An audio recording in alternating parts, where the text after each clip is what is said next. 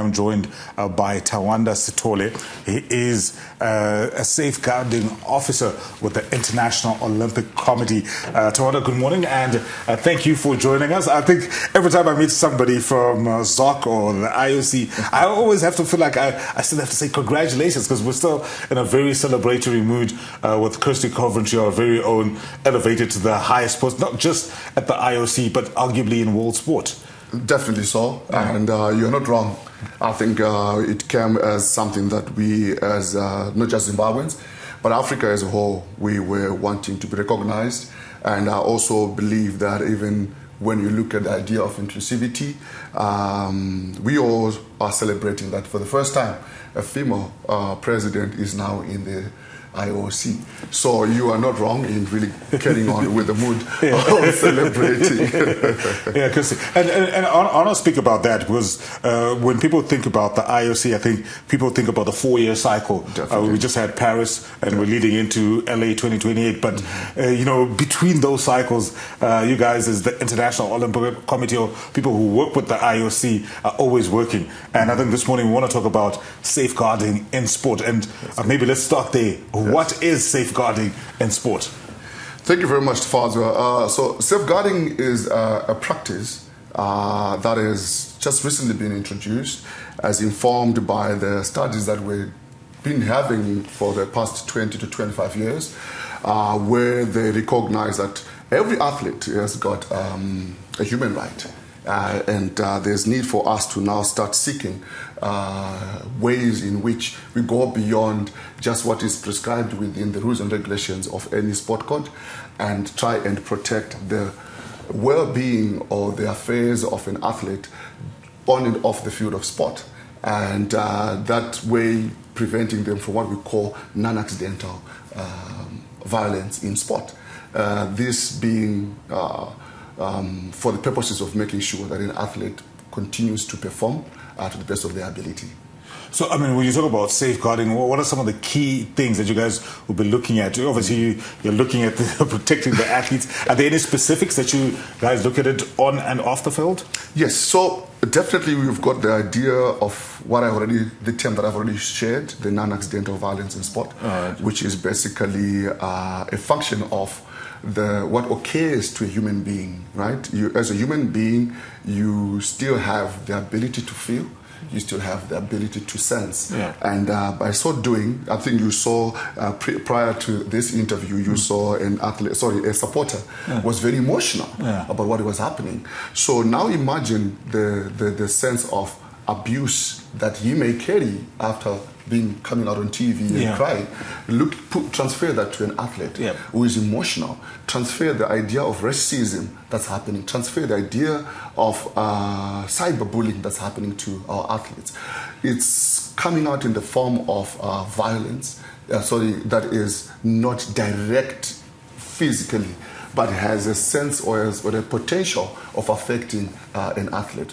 So these studies that I mentioned that happened 25 years ago recognize that there is abuse that is happening, there's harassment that is happening, there's neglect that is happening, and it's coming or is being presented in 4 forms: in physical, sexual, psychological, and then neglect or deprivation. All right. I know you work as a safeguarding officer with the IOC. I mean, maybe let's walk through your day-to-day. What are your interactions with athletes like? Is it just the athletes, or you interact with the associations, sports associations as well, to empower and equip them in terms of what needs to be done to create a safe environment in our sport? Definitely. So I think in the definition that I gave about safeguarding, I went beyond just the athlete. As much as in any, I think one of the things that we all forget is the major project and the key, very important person in this whole sphere of sport is an athlete. Right. So there's just this need to protect them. But the athlete does not exist just as an athlete. There are other supporting structures that are around them. So indeed, yes, I think when I mentioned the definition, it does spread beyond just the athlete. It's focusing on the whole organization and the whole stakeholders that are involved, from even sponsors, even you media personnel. Yes, because sometimes if you're not helping each other, your reporting on its own Yeah. can really kill someone's future, but your reporting at some point, if done well, can promote and can even increase the spectatorship of a particular sport. No more should we look at what are called minority sport and major sport. Who is helping in managing that? Is it the sponsors? Is it the fans, the media? Is it the athletes? I always make reference to how Tiger Woods changed the whole perspective. It's golf, but for different narratives people have been following. So let's look at that from not just from an athlete's perspective, but even expanding it beyond and say, how does every sport stakeholder feel whenever they are participating in any event, you included? If there's tear gas that's being sprayed in the field of play, it's going to affect you. It doesn't mean despite the fact that you're holding a camera and you are recording a match. So how does every stakeholder feel in that space that they are operating in? So that's where we come in to make sure that everybody is made aware of the need to participate or to work in what we call a safe environment. When it comes to the Zimbabwean context, where do you think we are as a country, as a sporting fraternity, a Zimbabwean one, in terms of safeguarding and sport, and where are we where would you like to see us go? Do you think we are behind, we are right where we need to be, or we are way ahead of the curve? What would be your assessment of where safeguarding in sport from a Zimbabwean context is at the moment? Needless to say, I think we pride ourselves as being one of the few countries, not just in Africa, but even in the world, to actually have 4 qualified IOC safeguarding officers. Yep. One of our very own, Mrs. Kahia, traveled with the Zim team to the Olympics and amassed a lot of experience from there. So judging by what came out and what the world is trying to do, and mind you, these were the first Olympic Games in which it was mandatory for every team to bring an IOC certified safeguarding officer. So it's a journey that we are working together with everybody in the worldwide, and I can't say we are lagging behind. Yep. We are just a few years from our own target as a National Olympic Committee, the Zimbabwe Olympic Committee, to achieve what we call sustainable goals of promoting clean sport. But needless to say, there are a few efforts that we have done, informed by what we call the 5 R's. We are trying to be ready, right? And that's also prompting this kind of interviews where we are trying to carry out awareness. We are trying to increase the recognition by promoting these educational programs. We are trying to help you and every stakeholder to be able to recognize these non-accidental violence occurrences. From there, we go into the reporting structure. That reporting structure should then help move the matters onto the respective channels that can help this issue to be dealt with. Then we go on to the response, and part of the response that we're doing as the Zimbabwe Olympic Committee is to come up with what we call a national safeguarding in sport policy. Right now, I'm the co-chairperson of that committee, and we are pushing the narrative to have this completed before the new board comes in. I don't know if you are quite aware that there will be elections this year for the new board. So we're trying to then make sure that at least we equip the incoming board with these tools that will then help provide the fifth R, which is remedy. You talked about that national safeguarding policy, and I think the elections are later this month, is it? They're later this month. So, I mean, how far along are you guys in terms of getting that pushed across, and what has been the engagement from the various stakeholders? Are you guys getting support, resistance? Where are you in terms of that? So we are done with the first phase. So we're taking this process in 2 phases in the preparation of the completion of what we call a final draft. So we're done with the first phase, which is just looking at as guided by the framework. We are about to go into the second phase, and I think in about a week or 2, we should be ready with the draft that then sails through to the outgoing board.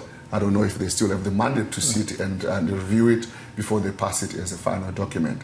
So we're hoping that by the time that we get to the elections, we will be holding a proper safeguarding in sport policy that can now be shared with the national federations so that they can take as a generic document that they can now go in according to, or as the international federations informs, because various international federations are also coming up with these policies as well. So as driven by the law of Zimbabwe and the international federation compliance and the whole Olympic movement compliance, we hope that they can then now panel beat their policies to reflect what is acceptable or in line with the issues of safeguarding in Zimbabwe. I want to pick up on something that you said. You were talking about where we are as Zimbabwe in terms of implementing safeguarding in sport. And you mentioned that we are one of the few countries that have been pioneering the way of what about 4. What does it take to become a safeguarding officer? Do I just wake up one day and like, you know what, I want to make sure athletes are safe, or there's a journey, there's a process. How do you become a safeguarding officer? You're actually right. Yeah. It's driven by your passion. You know, having been part of a sporting world for years. I played volleyball for 25 years. I captained Zimbabwe in 1997. I was in the national team for almost 5 years. I've got various caps. As an athlete, I can relate to these things that we are talking about. What has sport done? There have been new technologies in the facilities. There is VAR right now. There is all sorts of tools that are being used, technology, construction, whichever way you want to look at it. But are the players safe? Just imagine being denied a penalty. Sorry, I support Liverpool. But I wish I could say I have any sympathy, but I have no sympathy whatsoever. But let's look at what happened recently. You know, it's a very... So are the laws, are the rules and regulations that we are using enough to protect this athlete? If damage has been done or has not been done, and then some penalty or whatever action is denied, how is the player feeling?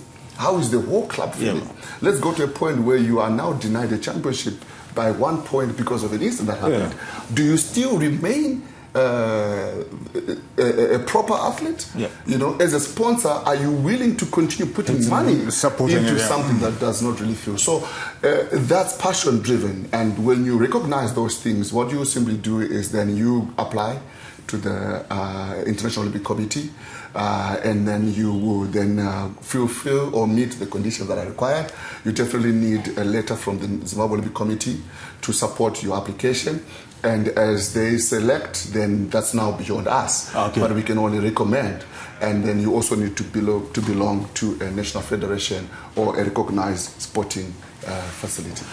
Just before I let you go, maybe your final words to different stakeholders in terms of maybe encouraging them to engage you guys either through ZOC or the IOC in terms of making sure that we have safeguarding in sport across all sports in the country.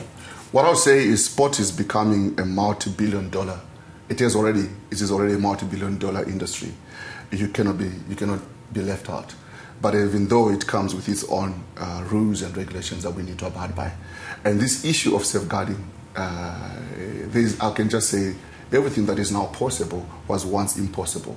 So we are on a journey that we know that once we embark on it together as all stakeholders and put our heads together, we can actually create a safe environment for our children and for yourselves. And even when we are now elderly, we should be able to want to enjoy sport in different sporting facilities.